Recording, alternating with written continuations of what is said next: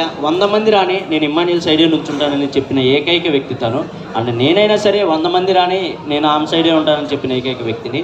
And లాస్ట్కి వచ్చే కొద్దికి crowd తగ్గే కొద్దికి తెలియకుండా ఫేస్ టు ఫేస్ వార్లు కూడా జరిగాయి కానీ బట్ అవి మేము అక్కడే సార్ట్అవుట్ చేసుకున్నాం. ఇదంతా గేమ్ వరకే మమ్మ వదిలేసి అంటే తను కూడా అరే నాకు తెలుసు చాలా మెచ్యూర్డ్గా ఉంటారు, చాలా అంటే చాలా మెచ్యూర్డ్గా ఉంటారు.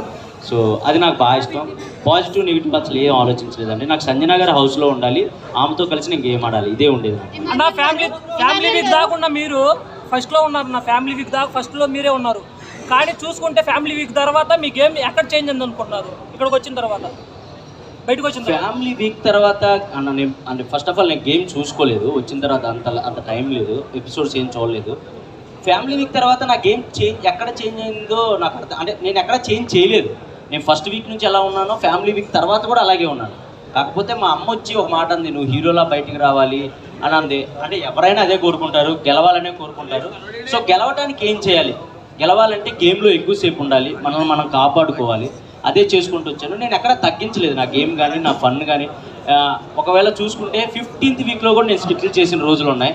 బేసిక్గా 15th వీక్లో అందరూ రిలాక్స్ అయిపోతారు, అమ్మాయ అని నడువాలు చేసి ఇంక మనం టాప్ 5కి వచ్చేసాంగా అనుకుంటారు. కానీ నేను 15th వీక్లో కూడా రోజుకో స్కిట్ చేసేవాడిని మిమ్మల్ని ఎంటర్టైన్ చేయడానికి. సో నా గేమ్ అయితే మార్చుకోలేదు కానీ బట్ డెమాన్ పవన్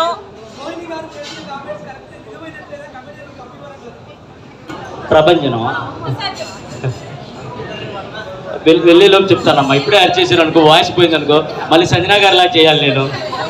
సో అందుకోసం అమ్మా విన్నర్ అవ్వకపోవడానికి కారణం మెయిన్గా నామినేషన్స్లోకి రాలేదనేసి అంటున్నారు. సో దానికి మీరేం చెప్తారు? అంటే మెయిన్ రీజన్ అని నేను చెప్పకపోవచ్చు కానీ వన్ ఆఫ్ ద రీజన్ అయితే నేను అది అనుకుంటున్నాను.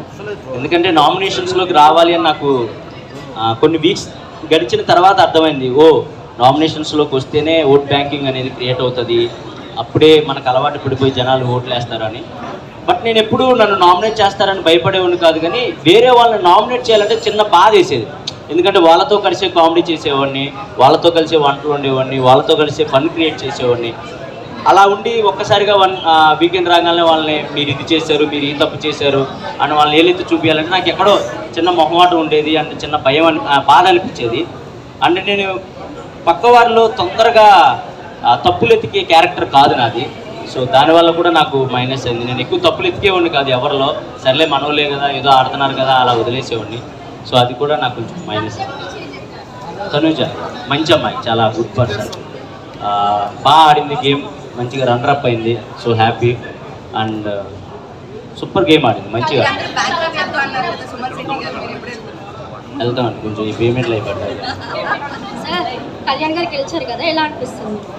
హ్యాపీ, నేను చాలా హ్యాపీ. వాడు కళ్యాణ్ డిమోన్ వీళ్ళిద్దరు నాకు లాస్ట్ ఒక 5 వీక్స్ ముందు నుంచి బాగా కనెక్ట్ అయిన పర్సన్స్ వాళ్ళు. వర్త్ అదేంటంటే మీరే కదా ఓట్లేసి గెలిపించారు, వర్తే.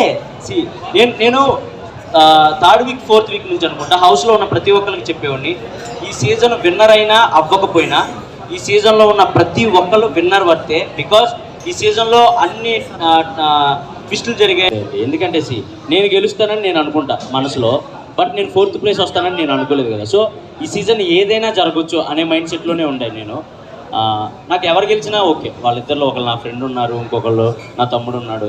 వాడు గెలిచినప్పుడు కూడా కప్పు తీసుకొని నాకు వెళ్ళి ఇలా చూశాడు. అది మీకు మేబీ అది అంటే అర్థం కాకపోవచ్చు, కానీ నాకు వెళ్ళి చూశాడు, అన్న నేను అనుకున్న సాధించాను అన్న అని. అది నాకు హ్యాపీ అనిపించింది. తనుజది మీది లవ్ స్టోరీ రియల్ గా కనిపించింది, మరి మీ పిల్లతో ఏమన్నా ప్రాబ్లం అయిందా? లవ్ స్టోరీ ఏం లేదమ్మా, చూస్తుంటే లవ్ స్టోరీ లానే అనిపించింది. లేదు, అంతకు ముందు కూడా మేము కలిసి ఒక షో చేసాం స్టార్ మాలోని, కుక్ విత్ జాతిరత్నాలు అని ఒక షో చేసాం.